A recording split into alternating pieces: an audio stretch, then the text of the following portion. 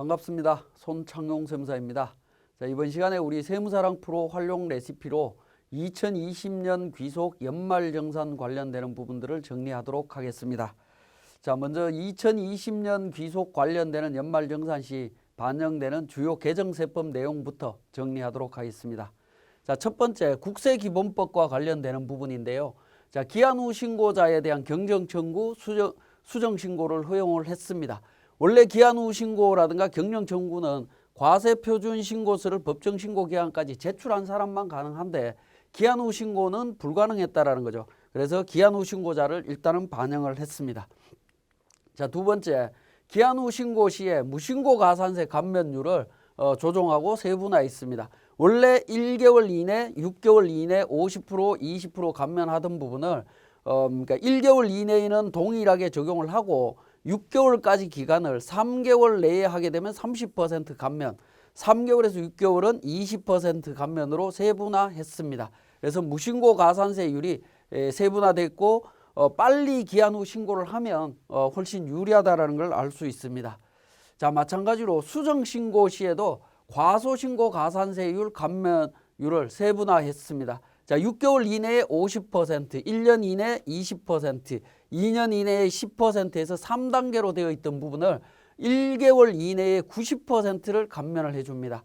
그리고 3개월 이내에 75%, 3개월에서 6개월은 기존과 동일하게, 6개월에서 1년 이내에 30%, 1년 6개월 이내 20%, 2년 내에 10%로 이렇게 세분화되어 있습니다. 그래서 혹시 연말정산도 그렇고요. 우리 부가가치세나 법인세 신고, 소득세 신고 시에 정상적인 신고 기한 내에 신고를 해야 되는데 놓쳤다라고 했을 때 수정할 사유가 생겼을 때는 가능하면 1개월 내에 수정 신고를 하게 되면 그러니까 과소신고 가산세가 거의 90%가 감면이 일어나기 때문에 최대한 빨리 수정 신고하시는 게 좋겠습니다. 자, 지급명세서 제출 기한 연장했습니다. 원래 당초에 그러니까 일용근로 다음 달 10일, 간이 지급명세서 관련해서 다음 달 10일까지였던 부분을 다음 달 말일까지로 연장을 했다라는 부분입니다. 자, 근로소득 지급명세서 제출 대상 소득 범위 조정 간소와 관련되는 부분인데요. 간이 지급명세서에 대해서 반기분, 근무분에 대해서 내도록 되어 있었습니다. 그래서 1월 달부터 6월 달까지 지급해야 되는 근로소득에 대해서 7월 달에 지급하면 어떻게 할 거냐 하는 부분인데 지급과 상관없이 그러니까 귀속 기준으로 제출하도록 했었는데 그 부분에 대해서 반기 동안 지급한 과세소득으로 조정을 하면서 귀속 연도 후에 지급분은 미제출하는 걸로 정리를 했다라는 부분입니다. 자, 이 부분은 우리 나중에 본문에서 제가 자세하게 또 설명을 드리겠습니다. 자, 그 다음에 휴폐업자 등 사업자의 지급명세서 제출 부담을 완화했습니다. 자, 일용근로 지급명세서에 대해서 휴폐업 했을 때는 다음 달 10일까지였고요. 상용근로자 간이 지급명세서도 다음 달 10일까지였습니다. 근데 제출기한을 연장했는데 다음 달 말일까지로 연장을 했습니다. 휴폐업 해산일이 속하는 반기 마지막 달에 다음 달 말일까지로 연장했다라는 거, 이것도 기억을 하시면 되겠고요. 자, 그 다음에 상용근로소득 간이 지급명세서 제출 의무를 면제해주고 있는데 휴업이나 폐업 해산의 사유로 그러니까 지급명세서를 간이 지급명세서 제출 기한 전에 미리 제출을 했다면 그 부분에 대해서는 간이 지급명세서는 제출 안 해도 된다라는 겁니다. 여기서 한 가지 주의하실 거는 상용근로소득 지급명세서는 휴업, 폐업, 해산한 달에 다음 달 말일까지입니다. 다음 말일까지고요. 상용근로 간이 지급명세서는 7월 31일, 1월 31일로 이렇게 되어 있죠. 그러니까 이 기간이 앞에서 보시면 다음 달 말일로 되어 있는 부분인데 상용근로는 휴폐업일 때는 다음 달 말일입니다. 그러니까 이 부분을 좀 주의해서 보셔야 됩니다. 휴업, 폐업, 해산일이 속하는 분기의 마지막 달에 다음 달 말일이고요. 자, 다음 달 말일이고요. 자, 이 부분에 있어서 정상적인 그 상용근로지급명세서를 휴업, 폐업, 해산한 달에 다음 달 말일입니다. 기간이 약간 다르다라는 거죠. 그래서 요걸 착각하시는 분들이 있는데 좀 주의를 하실 필요가 있겠고, 자, 배우자 출산 휴가 급여에 대해서 소득세 비과세한다라고 해서 비과세 범위를 확대했습니다. 자, 종교인 소득 지급명세서 제출 불성실 가산세 2년간 유예를 하다가요. 18년도 1월 1일 이후 지급하는 소득분부터 가산세 매긴다라고 했는데 2년 유예하고 있었습니다. 그렇지만 이 부분을 2020년 1월 1일 이후 발생하는 소득분부터 적용을 합니다. 그래서 올해 처음으로 적용이 되기 때문에 종교인 소득이 만약에 있다면 지급명세서 반드시 제출을 하셔야 됩니다. 제출하지 않으면 가산세가 적용이 됩니다. 일반 근로소득이나 기타 소득이나 퇴직소득과 동일하게 지금 적용이 된다라고 보시면 되겠습니다. 임원 퇴직소득 한도 축소를 통한 과세 합리화를 했습니다. 그래서 임원 퇴직금에 대한 한도 규정이 과거와 동일하게 적용이 되는데 임원 퇴직소득에 대한 한도는 기본적으로 3배수 적용되던 부분을 올해부터는 2020년도 이후 건속연수에 대한 지급 배수는 2배수로 되어 있습니다. 그전은 3배수로 되어 있다는 거죠. 그러니까 조금 복잡해졌다라고 보시면 됩니다. 복잡해지고 그 한도 규모가 좀 축소되어 있습니다. 자, 이 부분도 우리 근로소득 제가 설명드릴 때 본문에서 자세히 설명을 드리겠습니다. 자, 근로소득 범위에서 중소기업 종업원 구입 그러니까 종업원의 구입 임차자금 대여 이익을 제외를 했습니다.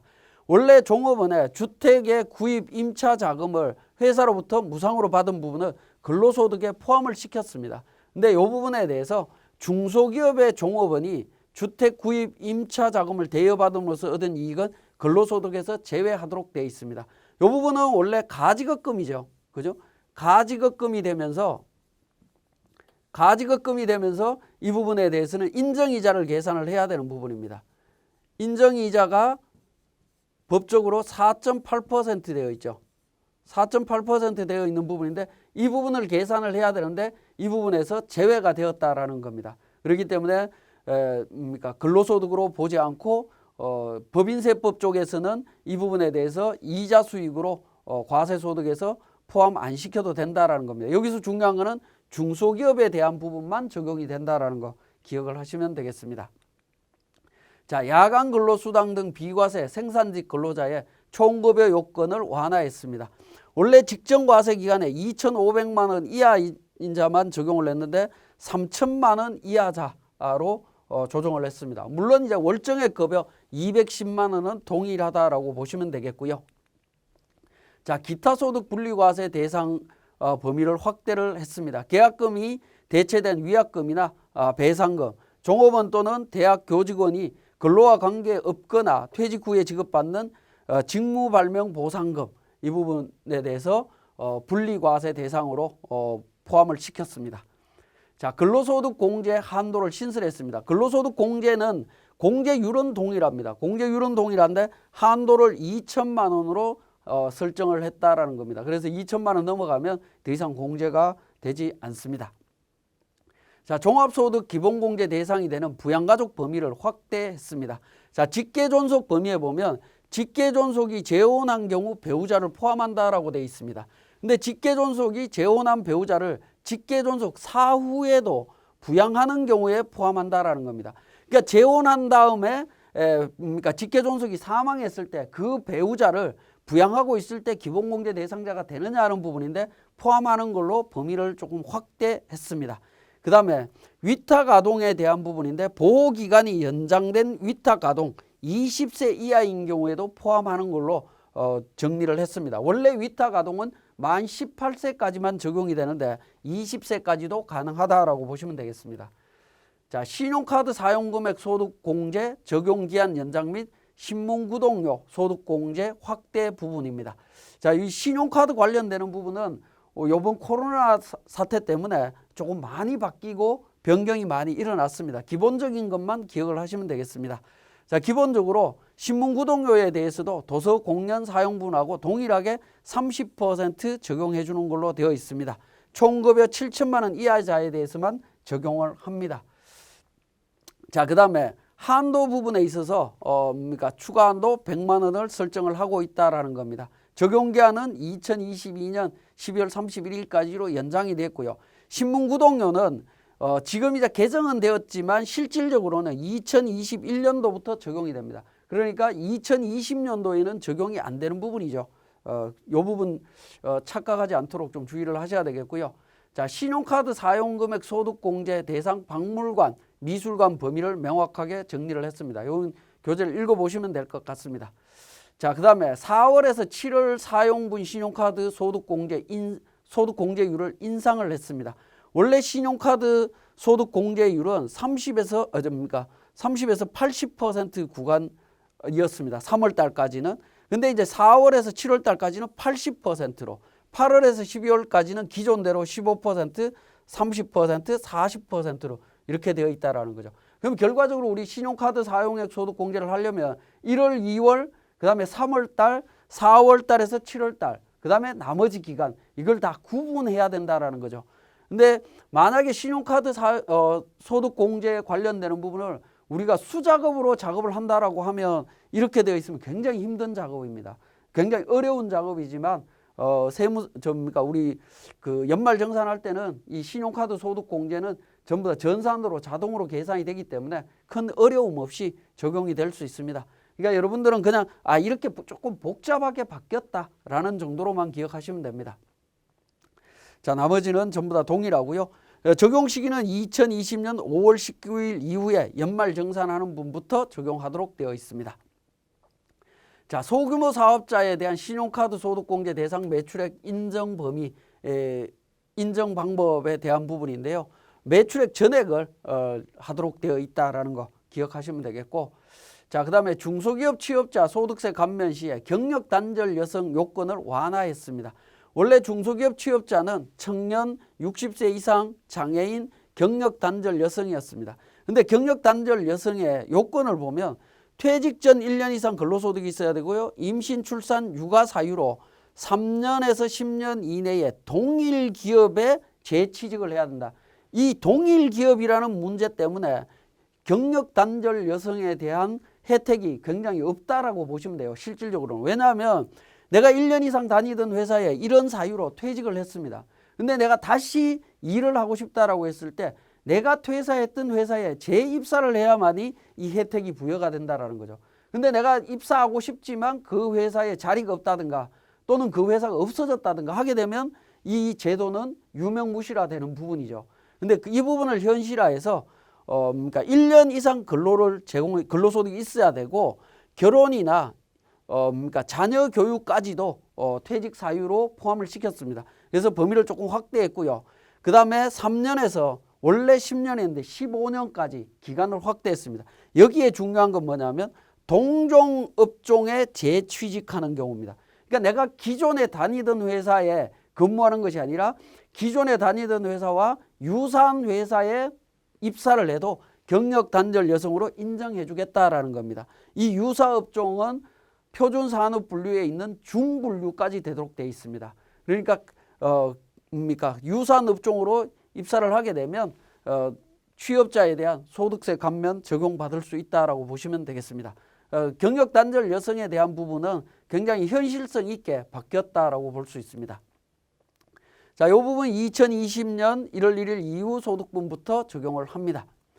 자, 그 다음에 중소기업 취업자 소득세 감면 대상 업종을 확대했습니다. 서비스 업종도 들어갔다라는 거 기억하시면 되겠고요. 자녀세액 공제 대상에서 7세 미만의 취약 아동을 작년까지는 포함하도록 되어 있었는데 이 부분이 삭제됐습니다. 7세 미만 아동은 자녀세액 공제 적용 못 받습니다. 무조건 7세 이상만 적용을 받습니다.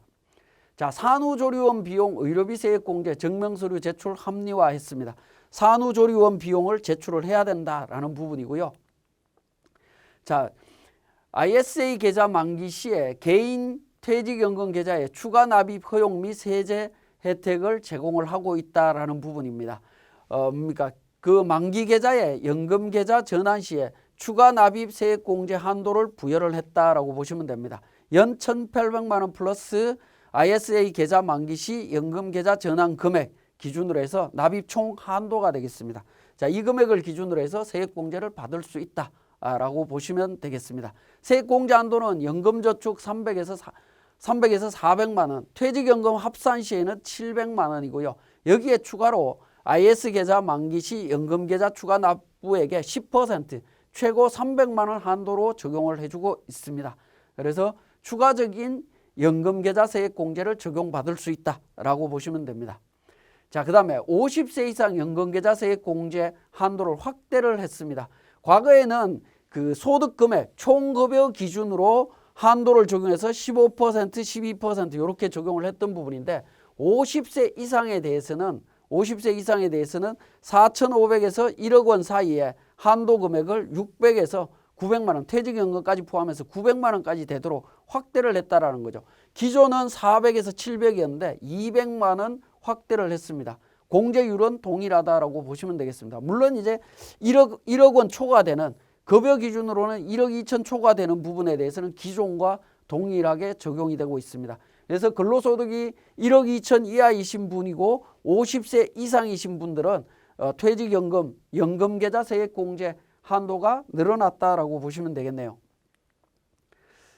자, 적용제외 말씀을 드렸고, 적용제외는 종합소득금액 1억 또는 총급여 1억 2천만 원 초과, 그 다음에 금융소득 종합과세 대상자는 제외되도록 되어 있습니다. 그래서 이 부분도 주의 깊게 보시면 되겠습니다. 자, 그 다음에 현물기부금에 대한 법정기부금 평가는 시가 장부가액 중에 큰 금액으로 하도록 되어 있습니다. 기존은 장부가액으로 되어 있었는데 이 부분을 합리적으로 지정기부금하고 일치되는 방향으로 개선을 했습니다. 자, 기부 활성화를 위한 기부금 공제 계산 방법 조정을 했습니다. 자, 기존의 방식은 후입선출법의 방식이었죠. 후입선출이었다라고 하면 지금은 선입선출 방식입니다. 선입선출 방식으로 바뀌었다라는 겁니다. 그래서 기부금은 원래 기부한 사람들이 계속 기부하는 경향이 좀 있습니다. 근데 기부를 했는데 많이 기부하다 보니까 기부금 한도 초과가 나왔다라고 하면 그 초과된 기부금에 대해서는 2월에서 10년 동안 공제를 해줍니다. 근데 그 2월에서 10년 동안 공제해 주는 방식이 과거에는 당해 연도 지출된 기부금부터 먼저 공제를 하고 한도 미달이 생기면 다시 2월 기부금을 넣어주는 방식이었습니다. 근데 기부금에 한도 초과가 나오는 분들은 다음 연도, 그 다음 연도 이제 계속 한도 초과가 나올 가능성이 상당히 높습니다. 그런 경우에는 기존에 2월 되는 게 효과가 없어지는 결과가 나옵니다. 근데 이제 선입선출법으로 바뀌면 어떻게 되냐면 당해 연도 한도액을 계산한 다음에 공제를 전년도 2월 기부금부터 공제를 합니다. 그리고 남으면 당해 연도 기부금이 공제가 된다라는 거죠. 그렇게 되면 자, 당해 연도 기부금에서 미공제가 생기면 다시 2월이 되죠. 2월이 될 때 당해 연도부터 10년이 됩니다. 기존 건은 없어지고 당해 연도부터 된다라는 거죠. 그러면 실질적인 혜택이 나타난다라는 부분입니다. 이거는 진작에 바뀌었어야 되는 부분인데요. 어쨌든 최근에 선입선출법으로 바뀌었다라는 겁니다. 자, 그 다음에 2020년 12월 달에 올 12월 달에 소득세법 개정된 내용들이 있습니다. 그 개정된 내용들 중에 2020년 귀속 연말정산 때 적용되는 부분 한두 가지 살펴보겠습니다. 자, 근로소득 간이지급명세에서 제출 불성실 가산세율을 인하를 했습니다. 근로소득 간이지급명세에서 제출을 하지 않으면 가산세가 표현이 잘못됐는데요. 0.5%입니다. 0.5% 기존에 적용을 하고 있었는데요. 이 가산세율을 50% 완화해서 0.25% 적용하는 걸로 개선을 했습니다. 그래서 가산세율을 완화했다라는 겁니다. 3개월 이내에 제출하면 50% 감면을 해주죠. 0.25%에 50%, 0.125%로 가산세율이 완화됩니다. 이 부분은 2021년 1월 1일 이후 신고 결정 경정하는 분부터 적용을 합니다. 그래서 근로소득 간이지급명세서 제출과 관련해서 제때 제출을 못했으면 가산세가 0.5% 적용되는 부분인데 그 부분의 절반인 0.25%로 법이 개정이 되었다라고 보시면 되겠습니다. 자, 신용카드 소득공제 한도 한시 상향했습니다. 공제율은 2월 달까지 15%, 30%, 30%, 40%, 3월 달은 30, 60, 60, 80, 4월에서 7월은 80%, 8월부터는 15, 30, 30, 40으로 기존대로 적용하도록 되어 있죠. 요거는 이제 코로나 초기 사태 때 이런 부분들을 해서 소비 활성화하려고 했던 부분이었습니다. 어쨌든 이렇게 개선이 됐고요. 근데 이제 소득공제 한도는 어떻게 돼 있었냐면 300, 250, 200으로 되어 있었습니다. 자, 이 부분을 급여 기준으로 해서 2000년도 기준으로 해서는 30만 원씩 330, 280, 230으로 30만 원을 상향 조정했다라고 보시면 되겠습니다. 그래서 그 2020년도 연말정산 때만 적용이 되는 부분입니다. 그리고 2021년도는 기존대로 또 돌아갑니다. 자, 이 부분이 2021년 1월 1일 이후 연말정산한부부터 적용한다라는 겁니다. 그러니까 이번 연말정산 때 한도가 이렇게 증가된다라고 보시면 되겠습니다. 자, 그 다음에 실손 의료보험 수령 자료를 연말정산 간소화 자료로 통합했다라는 겁니다. 자, 의료비 세액공제를 적용받을 때 실손 의료보험료는 원래 세액공제에서 제외하도록 했었죠. 제외하도록 했던 부분들에 대해서 작년에 연말정산 간소화 자료에서 자료를 제공을 했습니다만은 연말정산 간소화 자료로 완전 통합을 했습니다. 통합을 해서 그러니까 볼 수 있도록 해놨다라고 보시면 됩니다. 자, 이 부분은 이제 보험회사 등 보험공제 계약에 따라 의료비를 실손 의료보험으로 지급하는 자가 제출을 해야 된다라고 보시면 되겠습니다. 그래서 과거에는 실손 의료보험 지급 자료 제출 의무가 있었는데 이 부분 뭐 이렇게 법이 바뀌어서 제출 안 해도 되는 건 아니고요. 당연히 제출하는데 간소화 자료로 다이렉트로 들어옵니다. 작년 같은 경우에는 간소화 자료에서 한꺼번에 이게 출력이 되는 것이 아니라 분리되어 있었는데 지금은 한꺼번에 확인할 수 있도록 개선이 됐다라고 보시면 되겠습니다. 자, 월세세액공제 적용 대상 기준을 정비했습니다. 자, 보시면 무주택자 중에 총급여 7천만 원 이하 근로자 및 성실사업자, 성실신고 확인 대상자입니다. 이 부분은 뭐 과거하고 동일하고요. 자, 공제율은 총급여 5,500만 원 이하, 종합소득금액 4천만 원 이하 기준으로 12% 적용하던 부분인데 이걸 확대해서 4,500으로 확대했다라고 보시면 됩니다. 총급여 7천만 원 이하자, 종합소득금액 6천만 원 이하자는 10%로 기존대로 동일합니다. 이 부분도 2021년 1월 1일 이후 연말정산 또는 종합소득세 과세표준을 신고하는 분부터 적용하도록 되어 있습니다. 자, 지금까지 우리 2020년도 귀속 연말정산 적용 시에 적용되는 개정세법 내용들을 정리했습니다. 예, 이번 시간에 우리 사원 등록에서 부양가족 명세와 관련되는 부분 탭이 있었죠. 자, 그 부분 설명드릴 건데 부양가족 명세는 우리 기본적으로 인적 공제와 관련해서 기본 공제와 추가 공제에 관련되는 부분을 정리를 해야 됩니다. 그래서 먼저 기본 공제부터 정리를 하고 우리 세무사랑 프로에서 살펴보도록 하겠습니다. 자, 기본 공제와 관련되는 부분입니다. 자, 기본 공제는 판정의 중요성입니다. 기본 공제가 굉장히 중요한 부분인데요. 자, 종합소득공제에 기본공제, 추가공제, 연금보험료 공제, 특별소득공제, 특별세액공제, 자녀세액공제, 연금저축세액공제 뭐 이런 다양한 소득공제, 세액공제가 있습니다. 그 공제의 전제 조건이 기본공제 대상자를 기준으로 적용을 한다라는 거죠. 그것 때문에 굉장히 중요하다라는 겁니다. 기본공제 대상자가. 기본공제 대상자가 잘못 판단이 되게 되면 우리 연말정산 엉망이 됩니다. 그 정도로 중요한 부분이기 때문에 기본공제에 대해서 자세하게 제가 정리를 해드리겠습니다. 자, 기본공제는 기본적으로 1인당 150만 원을 공제를 한다라는 겁니다. 그럼 누구를 대상으로 공제를 하느냐? 본인과 배우자, 부양가족 이 세 부류를 기준으로 적용을 합니다. 근데 본인은 조건 없이 무조건 공제를 합니다. 자, 예를 들어서 배우자도 없고 부양가족이 없다라고 하면 본인에 대한 기본공제 150만 원은 기본적으로 공제가 된다라고 보시면 됩니다. 자, 그 다음에 배우자, 누가 배우자냐? 법률상 배우자입니다. 법률상 배우자라고 하는 것은 혼인신고가 되어 있어야 된다라는 거죠. 혼인신고가 되어 있어야 됩니다. 자, 혼인신고가 되어 있는 경우를 법률상 배우자라고 이야기를 합니다. 자, 혼인신고가 되어 있는 배우자를 기준으로 소득 금액이 100만 원 이하여야 됩니다. 자, 우리 세법에서 이상, 이하, 초과, 미만 이런 규정들이 굉장히 많이 나오는데 잘 기억을 하셔야 됩니다. 소득 금액 100만 원 이하일 때 적용을 합니다. 자, 부양가족. 부양가족은 누가 부양가족이냐? 범위에 대한 부분은 뒤에서 또 살펴보기로 하고요. 조건이 있습니다. 소득 금액이 100만 원 이하여야 됩니다. 배우자 공제와 동일한 조건입니다. 두 번째 조건은 생계를 같이 해야 한다라는 겁니다. 같이 살아야 된다라는 겁니다. 같이 살아야 되고요. 그 다음에 나이가 20세 이하, 60세 이상인 사람입니다. 요 세 가지 조건이 모두 충족한 부양가족을 말합니다. 그 인원수를 전부 다 계산해서 인원수 곱하기 150만 원에서 기본공제가 적용이 될 수 있습니다. 자, 그러면 좀 더 구체적으로 부양가족의 범위를 한번 보도록 하겠습니다. 부양가족은 기본적으로 본인과 배우자를 기준으로 우리 위에 있는 사람을 직계 존속이라고 표현을 합니다. 그 다음에 본인과 배우자를 기준으로 밑에 있는 사람들 직계 비속, 입양자, 위탁, 아동이라고 표현을 하고 있고요. 그 다음에 본인의 형제 자매, 배우자의 형제 자매로 되어 있습니다. 그러니까 부부를 기준으로 상하 좌우에 있는 지금 화면에 보이는 빨간색으로 되어 있는 분들 있죠.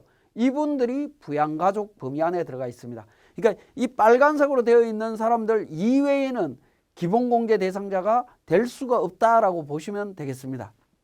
자, 정리를 하면, 자, 기본공제 대상자에서 보시면 조건에서 부양가족의 조건이 있었죠. 소득금액 생계, 나이 조건이 있었습니다. 그럼 나이부터 일단 먼저 좀 정리를 해보면 직계존속은 20세 이하의 직계존속은 있을 수가 없습니다. 그래서 직계존속은 무조건 60세 이상으로 규정이 되어 있고요.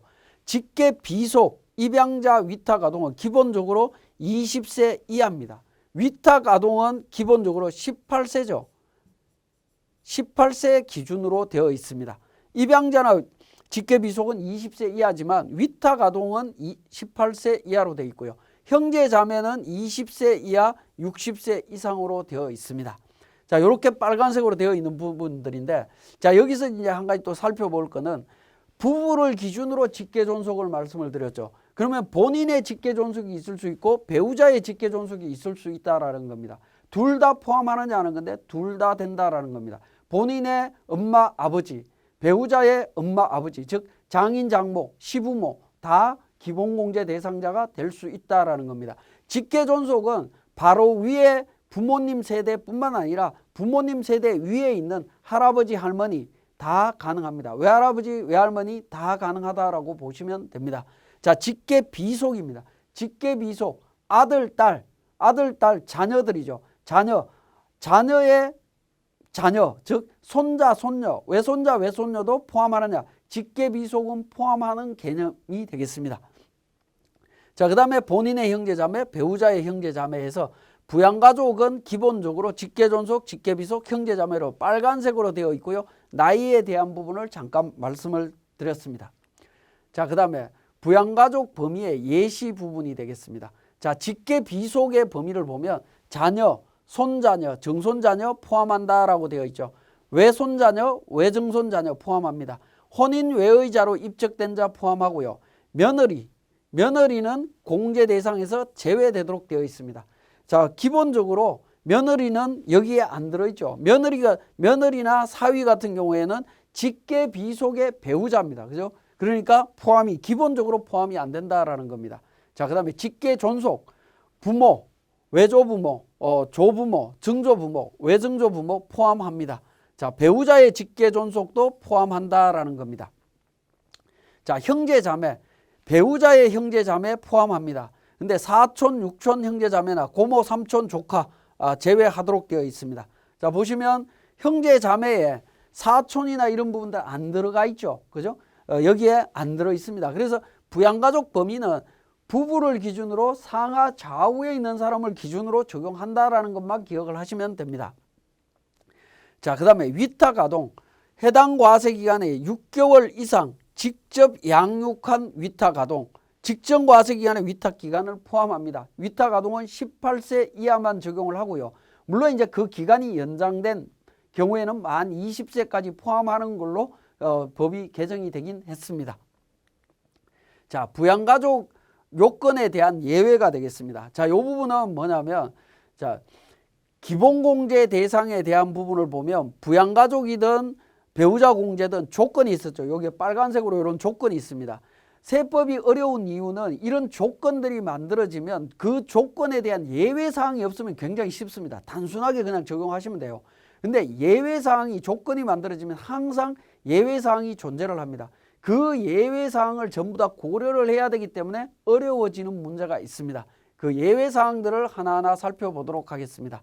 자, 부양가족 요건에 대한 예외. 첫 번째 조건이 소득금액 100만 원 이하에 대한 조건이었죠. 근데 예외는 근로소득만 있는 경우입니다. 이 만자가 중요하죠. 근로소득만 있는 경우에는 총 급여액이 500만 원 이하인 자, 이 경우에는 공제 대상이 됩니다. 총 급여 500만 원 이하는 소득금액으로는 소득금액 기준으로는 150만 원이 됩니다.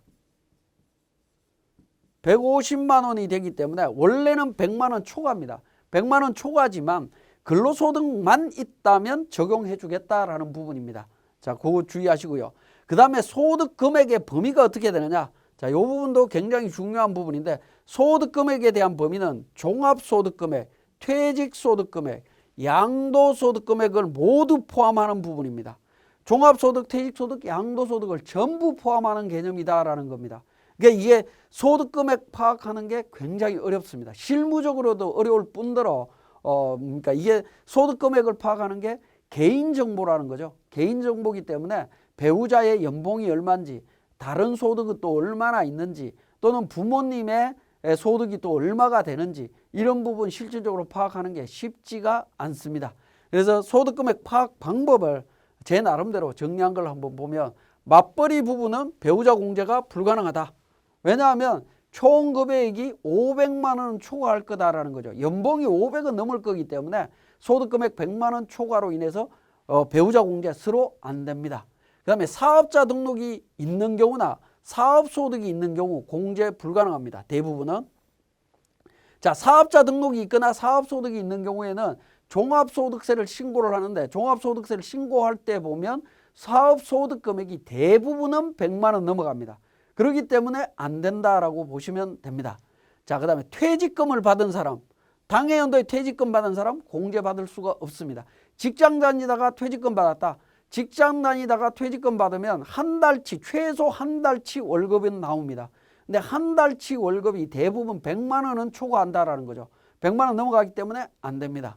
그 다음에 양도소득을 단 1원이라도 양도소득세를 납부한 실적이 있는 사람 공제할 수가 없습니다.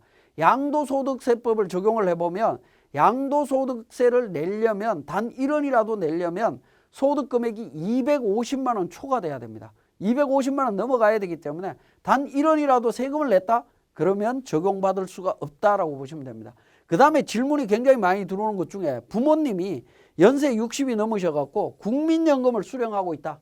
이 경우에 어떻게 됩니까? 한 달에 30만 원씩 50만 원씩 국민연금 받고 있습니다. 그러면 연금소득금액이 100만 원 넘어갈 것 같은데 적용이 됩니까? 안 됩니까? 이 질문 굉장히 많이 들어오는데요. 요거는 제가 단정적으로 말씀드리긴 어렵고 연금공단에서 원천징수 영수증을 발급받아 보셔야 됩니다. 발급받아 보면 연금소득금액을 확인할 수 있고 그렇게 해서 파악을 하셔야 됩니다. 특히 국민연금은 과거에 납부하신 부분에 대해서는 과세소득에서 제외하도록 되어 있고요. 최근에 납부한 부분에 대해서 과세소득으로 들어오도록 되어 있습니다. 그러니까 전 국민에게 국민연금 가입을 의무화하고 그 의무화한 금액을 우리 소득세법에서 소득공제로 적용해 주던 부분이 있습니다. 그 시기 이전에 납부한 거에 대해서는 과세소득에서 제외하고 있고요. 이후에 납부한 건 과세하도록 되어 있습니다. 그렇기 때문에 그 두 개가 섞여 있는 경우에는 단정적으로 말씀드리기 어렵다. 그런 경우에는 국민연금 공단에서 원천징수 영수증 발급받아 보시면 영수증 안에 연금소득금액이라는 용어가 나옵니다. 그 안에 금액이 100만 원 초과되게 되면 적용을 받을 수가 없습니다. 100만 원 이하면 적용받을 수 있습니다. 그래서 한 5가지 정도 고민해 보실 필요가 있는데 이 5가지 정도가 혼합이 돼 있다. 그러면 거의 안 된다라고 보시면 됩니다. 안 된다라고 보시면 됩니다. 이 5가지 정도는 제가 공제 불가라고 표현을 해놨습니다만 대부분은 안 되는 케이스입니다. 물론 적용이 될 수도 있습니다. 적용이 될 수도 있지만 거의 대부분은 안 된다라고 보시면 되겠습니다. 자, 그 다음에 생계 요건입니다. 소득금액, 그 다음에 두 번째가 생계를 같이 해야 된다라는 요건이 있었죠. 그 생계 요건입니다. 자, 생계 요건을 부양가족 기준으로 보면 직계 존속의 경우에는 주거 형편상 별거 시에 공제 대상이 된다. 해외 거주 시에는 불가능하다라고 표현을 해놨습니다. 주거 형편상 별거하는 경우에는 가능하다라는 부분입니다. 자, 그러면 우리 교재에 있는 내용들 중에 한 가지만 한번 살펴보도록 하겠습니다. 교재 64페이지가 되겠는데 제가 그 강의를 진행하면서 교재 페이지를 잠깐 말씀을 드리는 경우가 있는데요. 그 페이지에 혹시 말씀드린 페이지에 내용이 없으면 한두 페이지 정도는 착오가 있을 수 있습니다. 그 부분 감안하셔서 좀 찾아서 따라와 주시면 되겠습니다.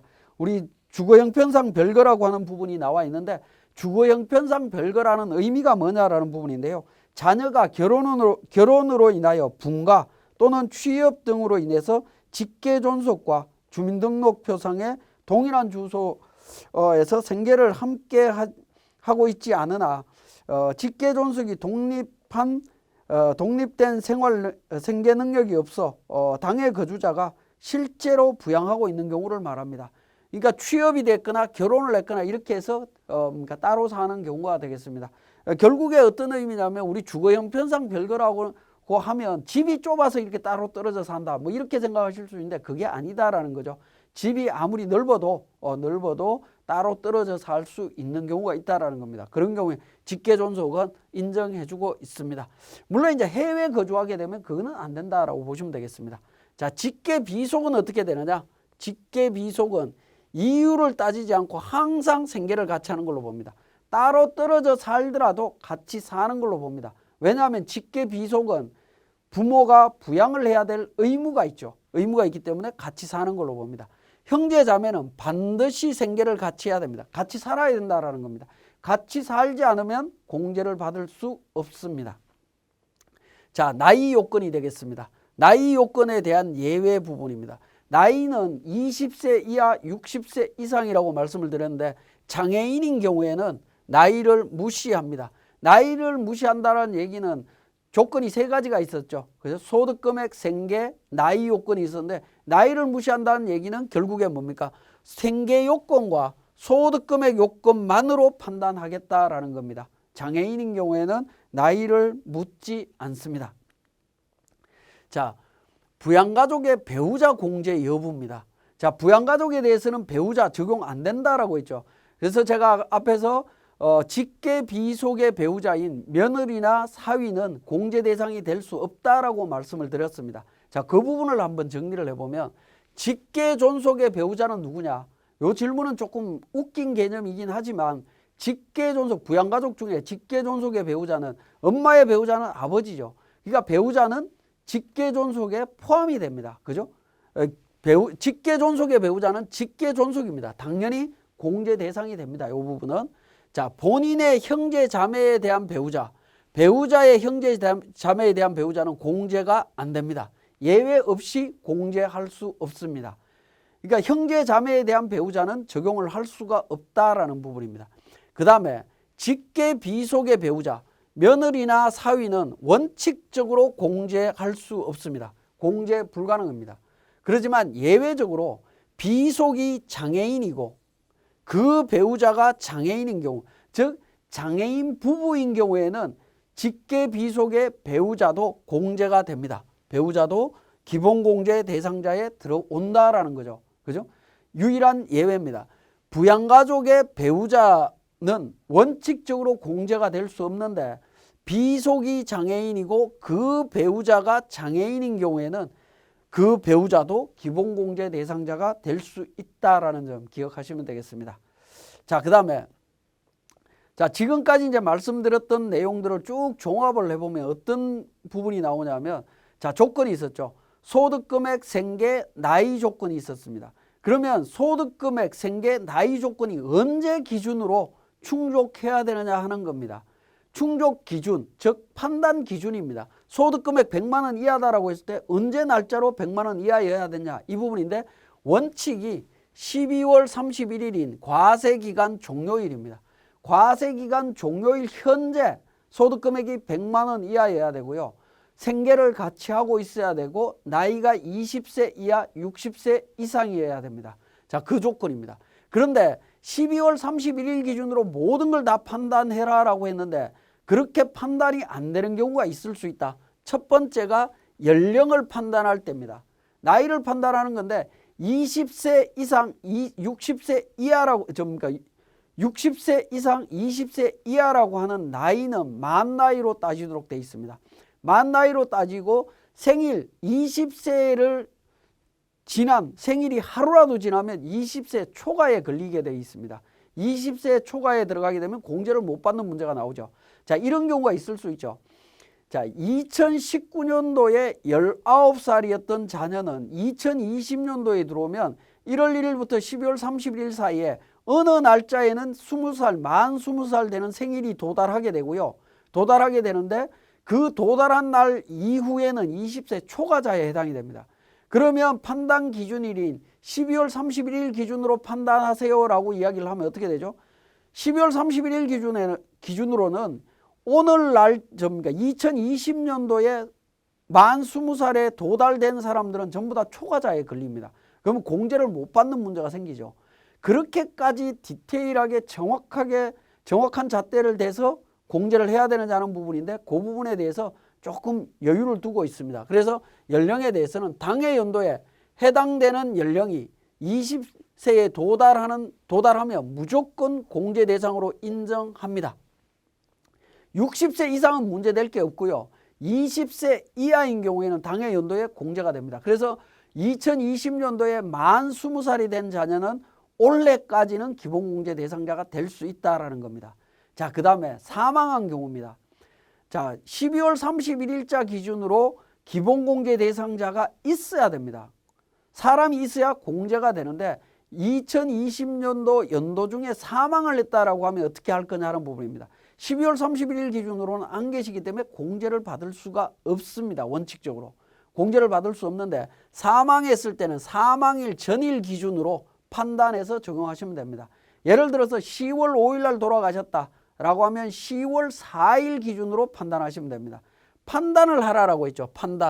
판단은 뭐였죠? 소득금액, 생계, 나이 조건을 판단하라라는 겁니다.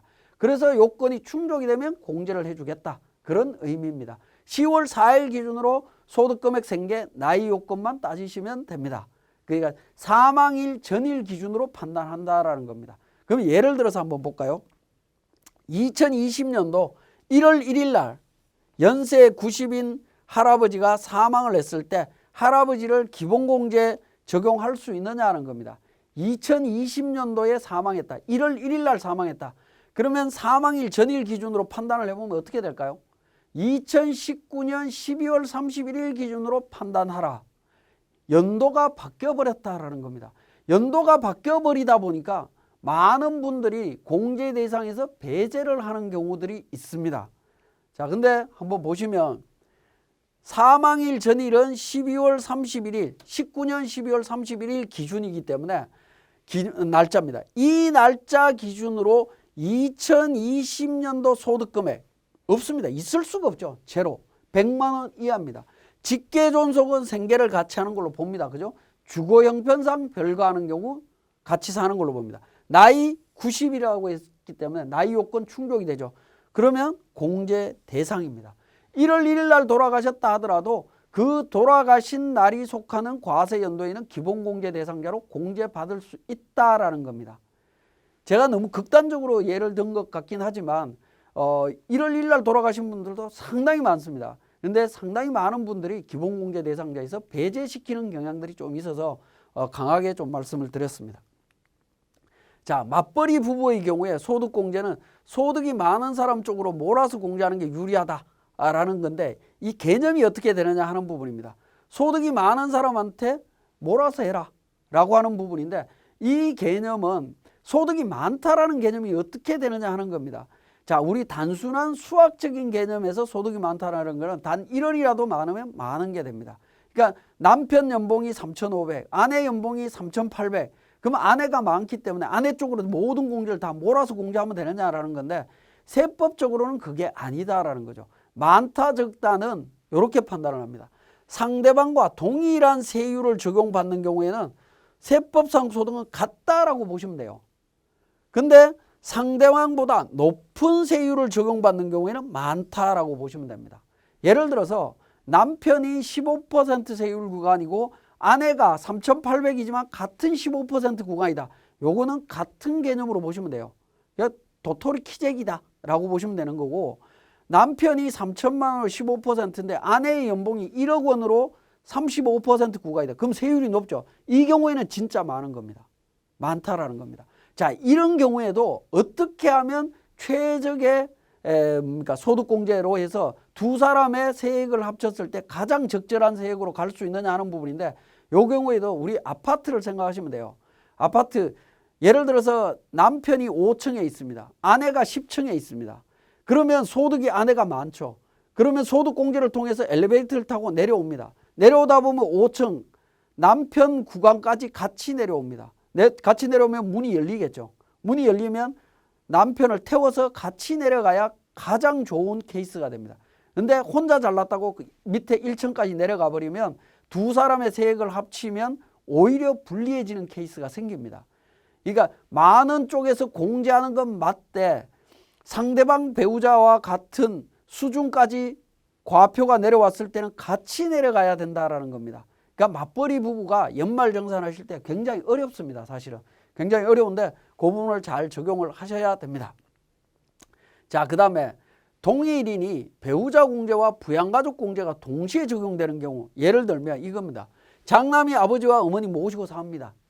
자, 어머니 연세 60 이상이고 전업주부입니다. 그래서 소득금액이 없다라는 얘기죠. 그죠? 60 넘었고 소득금액이 없다. 그러면 장남 직장 다니고 아버지 직장 다닙니다. 장남의 입장에서 어머니 부양가족 공제입니다. 아버지 입장에서 어머니 배우자 공제입니다.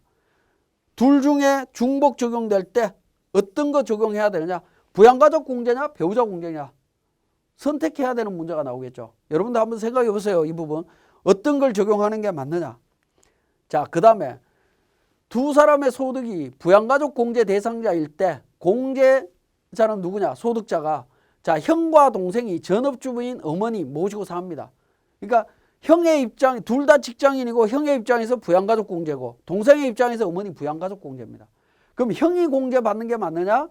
동생이 공제받는 게 맞느냐라는 겁니다. 누가 공제받아야 되느냐? 누가? 요거는 둘 중에 아무나 한 사람만 공제하면 됩니다. 그러니까 결론은 뭐냐면 앞의 질문과 뒤의 질문의 답은 둘 중에 아무나 한 사람이 공제하면 됩니다. 둘 중에 아무나 한 사람이. 그런데 앞의 질문에서는 질문을 딱 하면 상당히 많은 분들이 배우자 공제가 우선이다라고 이야기하시는 분들이 굉장히 많습니다. 굉장히 많고요. 뒤의 질문에서는 누가 공제받아야 됩니까? 라고 이야기했을 때 소득이 많은 사람. 소득이 많은 사람이 공제받아야 된다라고 이야기를 합니다. 자, 합리적인 의사결정을 한다면 소득이 많은 사람이 공제받는 게 맞습니다. 근데 모든 의사결정은 합리적으로 의사결정을 하지 않습니다. 불합리하게 하는 경우도 많습니다. 상당히 많은 케이스는 형은 동생이 부양가족 공제했겠거니 하고 어머니 공제 안 합니다.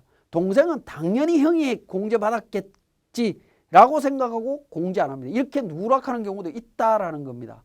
그죠? 누락하는 경우도 있는데 부양가족 공제 누가 받을 거냐 이렇게 될 때에는 둘 중에 아무나 한 사람이 공제받으면 됩니다. 이게 대원칙입니다. 자, 대원칙인데요. 자, 제가 앞에서 이제 칠판으로 설명드렸던 내용들 중에 우리 교재를 통해서 몇 가지만 정리하고 넘어가도록 하겠습니다. 교재는 61페이지가 되겠는데 그 표에 보시면 기본공제 대상자에서 네모 6번입니다. 자, 아동복지법에 따른 가정위탁을 받아 양육하는 위탁아동으로서 해당 과세 기간에 6개월 이상 직접 양육한 아동이고요. 다만 이제 보호기간이 연장된 경우로서 20세 이하인 위탁아동도 포함한다라는 겁니다. 원래 위탁아동은 만 18세 이하로 규정이 되어 있습니다. 자, 그렇게 보시면 되겠고 넘어갑니다. 그 다음에 62페이지에 참고사항에서 부양가족에서 소득금액에 대한 부분 내용입니다. 총급여 500만 원 이하 근로소득과 다음 소득이 있는 경우에 배우자 부양가족 공제 대상자가 되느냐라는 부분인데요. 자, 그 근로소득만 있을 때는 500만 원 이하라고 했습니다. 근데 근로소득과 사업소득, 다른 소득이 있으면 어떻게 되느냐 하는 부분인데 이때는 계산을 해야 됩니다. 계산을 해서 합니다. 자, 중간에 보시면 총급여 300만 원 근로소득과 사업소득 금액 50만 원 있을 때 어떻게 되느냐. 그러면 300만 원에 대한 근로소득 공제를 한 다음에 근로소득 금액을 계산해서 적용을 하게 되면 두 소득을 합치면 140만 원이 됩니다. 그러면 기본공제 대상자가 될 수 없다라는 겁니다. 근로소득만 있을 때는 적용을 하지만 그렇지 않는 경우에는 합쳐서 100만 원 이하로 판단을 하시면 됩니다. 자, 63페이지에 그 소득 종류별로 적용하도록 되어 있습니다. 소득 금액을 계산할 때는 비과세, 분리과세 소득을 전부 다 제외하도록 되어 있습니다. 그래서 소득 금액을 파악하기가 어렵다라는 겁니다. 자, 그 부분 좀 주의를 하시고 중간에 보시면 기타 소득이 있죠. 총 수익 금액에서 필요경비 차감한 금액이 기타 소득 금액 300만 원 이하, 100만 원은 넘는데 300만 원 사이에 있다. 이런 경우에 기타 소득자는 그러니까 분리과세를 선택할 수 있습니다. 만약에 분리과세 신청을 하면 기본공제 대상자가 될 수가 있고요. 그분은 될 수가 있고, 만약에 종합소득 신고해서 하게 되면 기본공제 대상자가 될 수가 없습니다. 그래서 적용 여부가 달라진다라고 보시면 되겠고, 이자 배당 소득도 마찬가지입니다. 이자 배당 소득의 합계 금액이 2천만 원 이하인 경우에는 분리과세이기 때문에 기본공제 대상자가 될 수가 있습니다. 근데 2천만 원 초과하는 경우부터 적용할 수가 없다라는 부분이 되겠죠. 자, 그런 형태로 판단을 해주시면 되겠습니다. 자, 그 다음에 우리 그 65페이지에 참고사항에 배우자 범위가 나옵니다. 배우자는 이제 법률혼이 아닌 배우자는 공제받을 수 없다라는 거 나와 있죠. 그러니까 혼인신고가 되어 있어야 된다라는 거 말씀을 드렸습니다. 자, 그 다음 66페이지에 이 부분은 이제 우리 표에서 화면에서 살펴봤던 내용이긴 한데 직계 비속에 보시면 세 번째 있는 부분입니다. 네 번째네요. 거주자의 배우자가 재혼한 경우로서 당의 배우자가 종전 배우자와 혼인 중에 출산한 자를 포함한다. 직계비속. 이건 뭐 당연히 포함하는 개념이고요. 직계존속도 세 번째 있는 부분 보면 직계존속이 재혼한 후에 직계존속이 사망한 경우에는 해당 직계존속의 사망일 전날을 기준으로 그러니까 혼인이 입증된 사람에 대해서는 공제를 해준다라고 되어 있습니다. 참고로 보시면 되겠고 넘어갑니다. 자, 69페이지에 보시면 그 적용 사례 부분이 나오는데요. 2020년 12월 21일 날 결혼한 경우에 배우자 공제 가능하냐라는 겁니다. 그러니까 혼인신고를 기준으로 공제가 가능합니다. 결혼은 했는데 혼인신고를 안 했다. 그럼 12월 31일 기준으로는 법률상 배우자가 없기 때문에 공제를 못 받습니다. 그 부분도 좀 주의하실 필요가 있겠고요. 자, 70페이지에 맨 위에 근로자가 기본공제 대상자인 장인, 장모를 부양하고 있으며 2020년 10월 30날 장인이 사망했다. 그러면 장인 같은 경우에는 10월 30날 사망했기 때문에 10월 29일 기준으로 소득금액 생계 요건이 충족이 되면 공제를 받을 수 있다라고 보시면 되겠습니다. 자, 지금까지 우리 기본공제 대상자에 대한 부분들을 정리를 했습니다. 기본공제 대상자는 굉장히 중요하다라고 교육시간 첫 시간에 말씀을 드렸죠. 앞부분에서 말씀드렸기 때문에 기본공제 다시 한번 확인해서 반드시 정리해 주시기 바랍니다. 예, 이번 시간에 우리 사원 등록에 부양가족 명세 탭이 있는데요. 그 중에 이제 기본공제는 앞 시간에 살펴봤고 추가공제 살펴보고 우리 세무사랑 프로에서 가족명세, 부양가족명세 등록 실무 과정을 살펴보도록 하겠습니다. 자, 추가공제가 되겠습니다. 자, 추가공제는 경로우대공제, 장애인공제, 부녀자공제, 한부모소득공제로 이렇게 되어 있는데요. 경로우대공제는 기본공제 대상자가 만 70세 이상일 때 한 명당 연 100만 원을 공제를 해줍니다. 자, 제가 기본공제 대상자 설명드릴 때 중요한 이유, 기본공제 대상자가 중요하다라고 했던 이유가 있습니다. 그죠? 굉장히 중요하다라고 했는데 추가공제가 기본공제 대상자를 전제로 추가로 공제를 해주고 있습니다. 그러니까 기본공제 대상자 판단이 잘못되면 추가공제 자체가 잘못된다라는 부분입니다. 자, 두 번째 장애인공제. 기본공제 대상자가 장애인이면 1인당 연 200만 원을 공제를 해주고 있습니다. 자, 부녀자 공제가 되겠습니다. 자, 부녀자 공제는 종합소득금액이 3천만 원 이하인 자, 근데 근로소득만 있으면 급여가 4,147만 원 정도가 되겠습니다. 그거 이하인 사람에 대해서 공제를 해주는데 배우자가 있는 여성 거주자는 무조건 공제가 됩니다. 조건이 없습니다. 남편이 있으면 공제가 된다. 자, 그 다음에 배우자가 없는 여성인 경우에는 기본공제 대상 부양가족이 있는 세대주여야 됩니다. 세대주라는 조건이 있죠. 그러니까 배우자가 없으면서 기본공제 부양가족이 있어야 되고 본인이 세대주일 때 연 50만 원을 공제를 받을 수 있습니다. 그런데 자, 부녀자 공제는 조건이 두 가지 케이스로 구분해서 보시면 됩니다. 그런데 어떤 분들은 배우자가 있는 여성 거주자 조건과 두 번째 배우자가 없는 여성 거주자로 기본공제 대상 부양가족이 있는 세대주, 이걸 분리해서 판단하는 게 아니라 합쳐서 둘 다 충족해야 되는 걸로 착각하시는 분들이 있는데 이거는 둘 다 충족할 수가 없습니다. 그죠? 첫 번째 조건, 위에 있는 조건 충족하면 공제, 위에 거 안 되고 배우자가 없으면 밑에 거 공제, 이렇게 되는 겁니다. 그러니까 그 부분을 좀 주의를 하셔야 되고요. 한부모 소득 공제가 되겠습니다. 자, 해당 거주자가 배우자가 없는 사람으로서 기본공제 대상자인 직계 비속 또는 입양자가 있는 경우에는 연 100만 원을 공제를 받을 수가 있다라는 겁니다.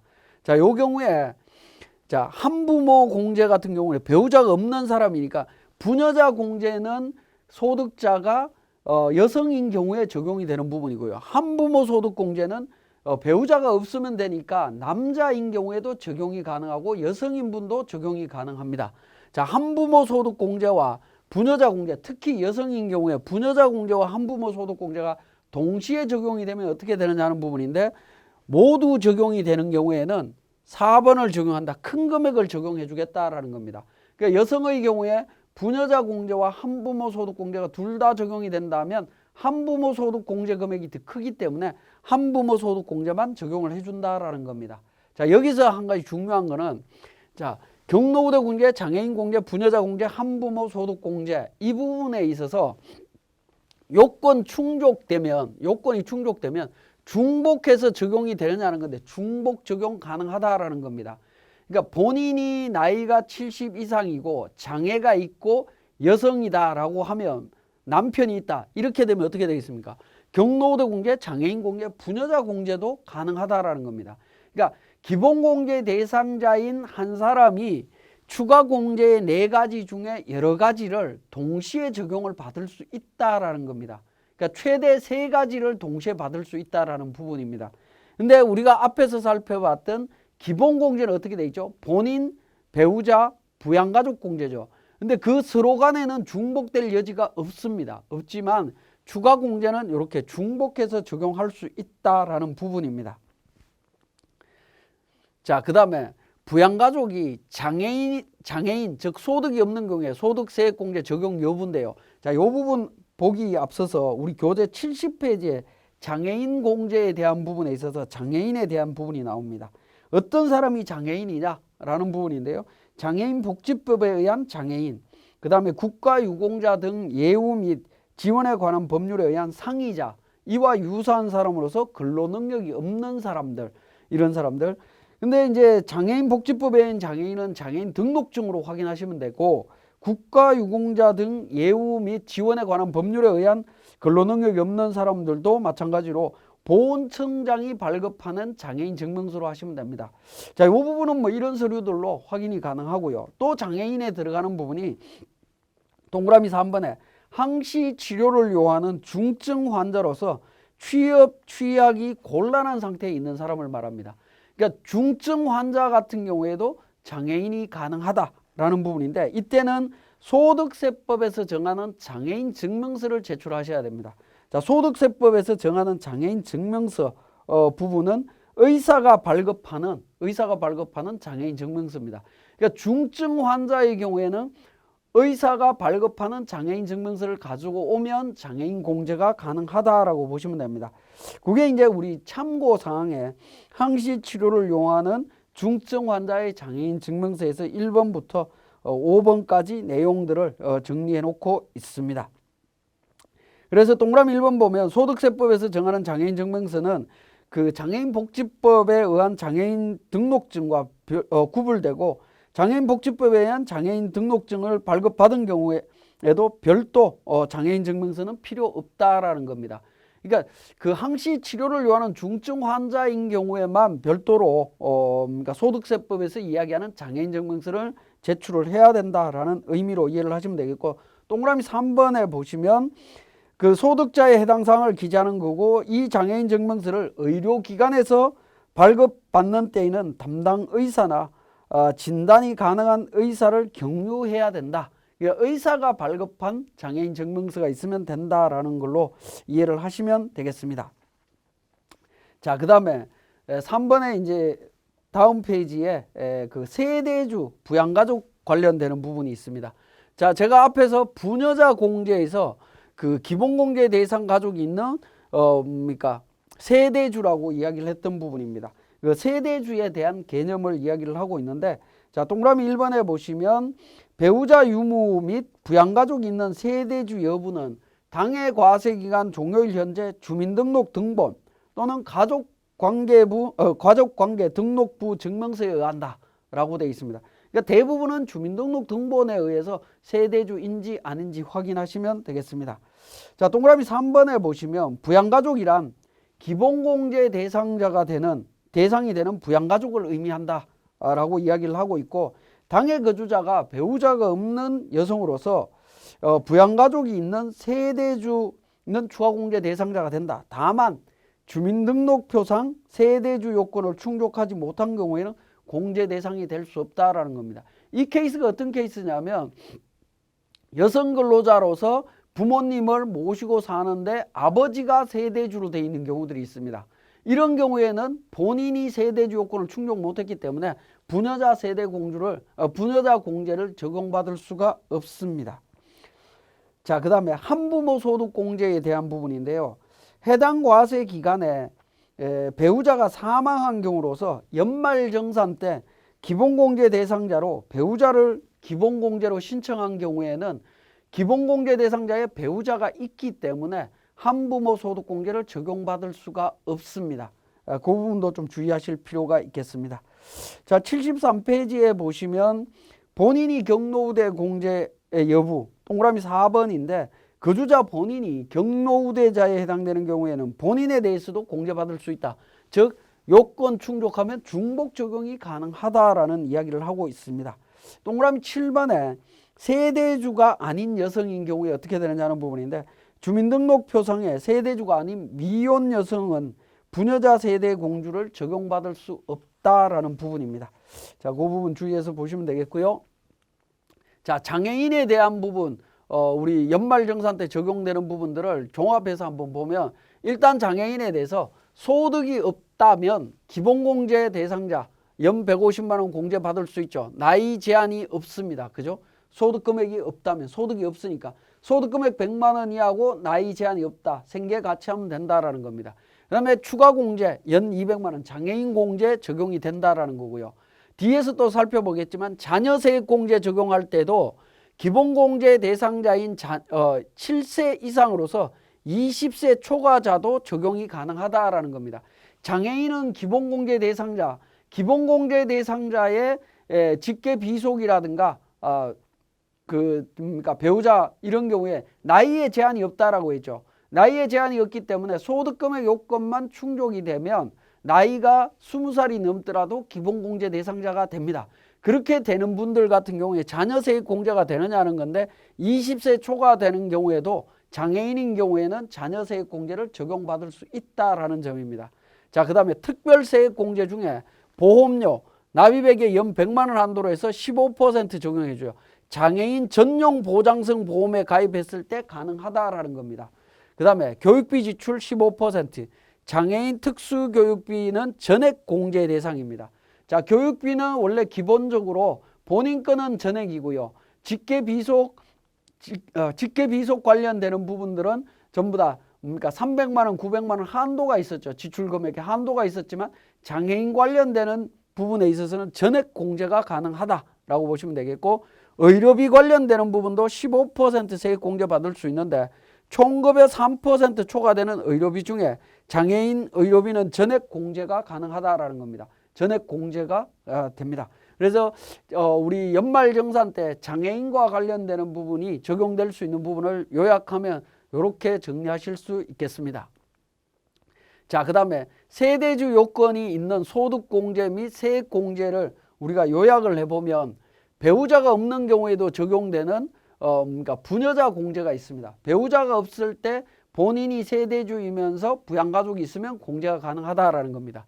그 다음에 우리가 뒤에서 살펴보겠지만 주택임차자금 원리금 상환액에 대한 공제, 이 부분도 세대주가 공제를 받지 않는 경우에 세대원의 구성원이 적용이 가능합니다. 근데 기본적으로 세대주인 경우에만 적용이 됩니다. 주택마련저축소득공제, 이 부분도 세대주인 경우에만 적용이 된다.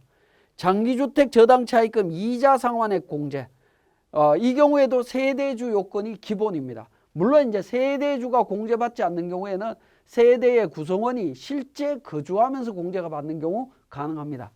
그 다음에 월세세액공제, 월세세액공제도 기본적으로 세대주 요건이 있습니다.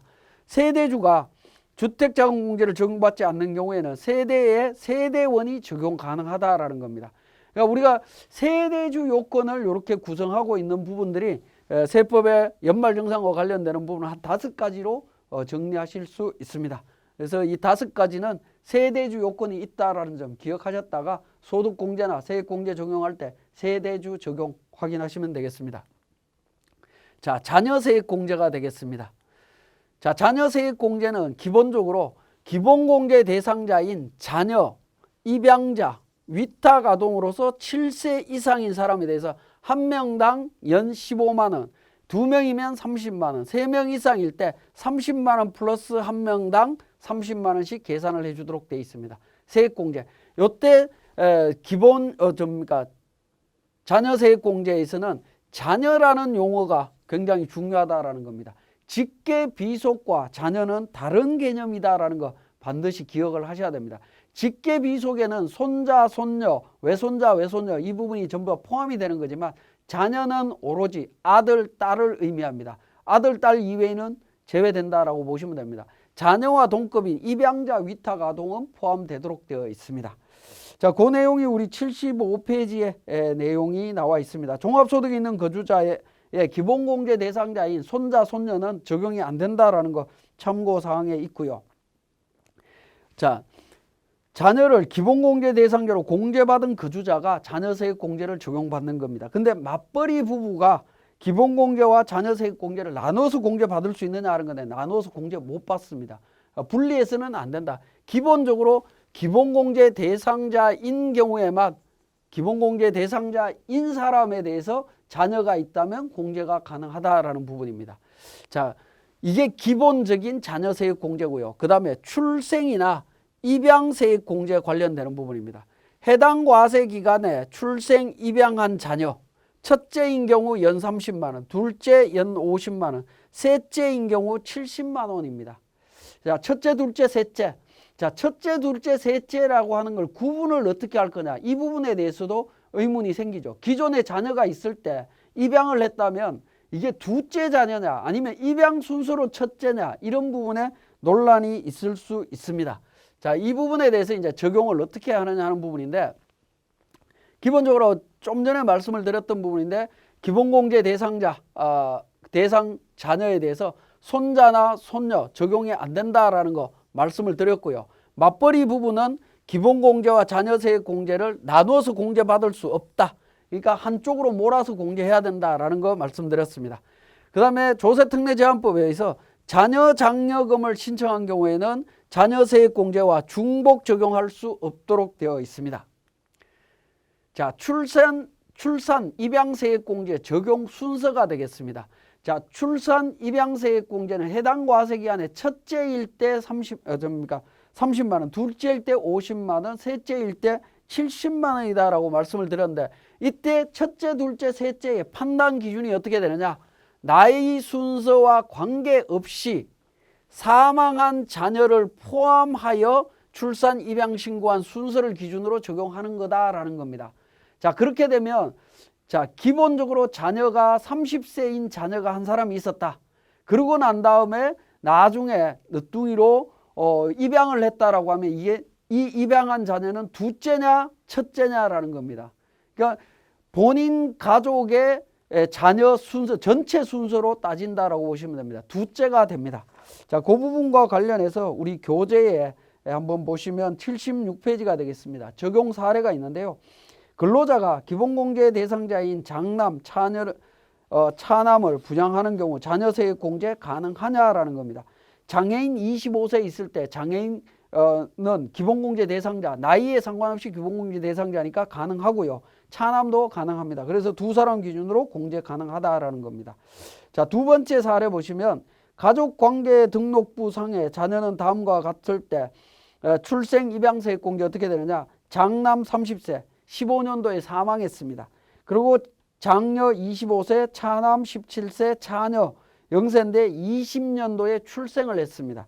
자, 그러면 30세와 25세인 장남, 장녀는 기본공제 대상자가 아니죠.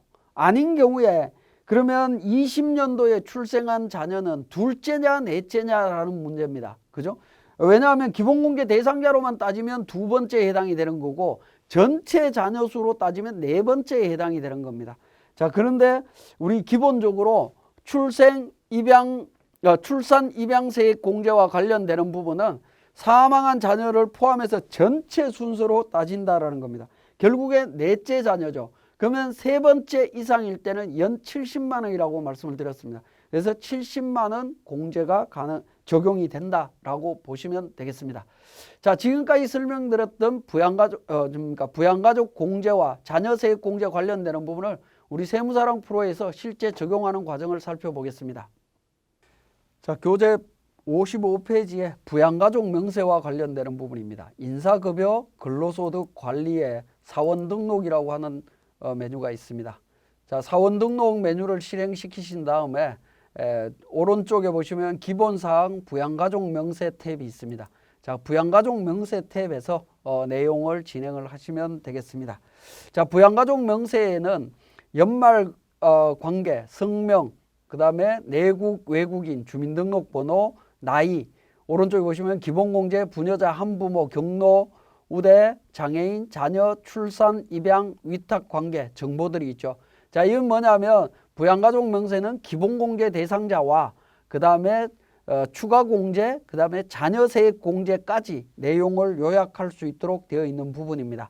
물론 이제 우리 사원 등록에서 부양가족 명세에 이렇게 부양가족들을 전부 다 등록을 하겠지만 만약에 연말정산 때까지 이 내용을 등록 못했다라고 하면 어떻게 할 거냐 하는 부분인데 부양가족 명세는 연말정산 때 추가로 등록을 하셔도 되고요.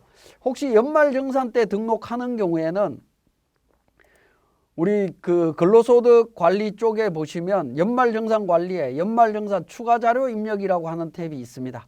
자, 연말정산 추가자료 입력이라고 하는 탭에서 전체 사원을 불러오신 다음에 여기에도 오른쪽에 보시면 소득명세 부양가족이라고 하는 탭이 있습니다.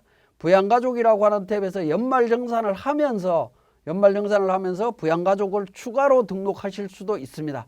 추가로 등록하게 되면 이 연말정산 추가자료 입력에 등록한 부양가족은 우리 사원 등록에 있는 부양가족 명세 탭에 자동으로 반영이 됩니다. 서로 연동되도록 되어 있기 때문에 사원 등록에 누락된 부양가족이 있다라고 하면 우리 연말정산 때 추가로 등록을 해도 상관없다라는 겁니다. 연말정산 추가자료 입력 쪽에서 등록하실 수가 있습니다.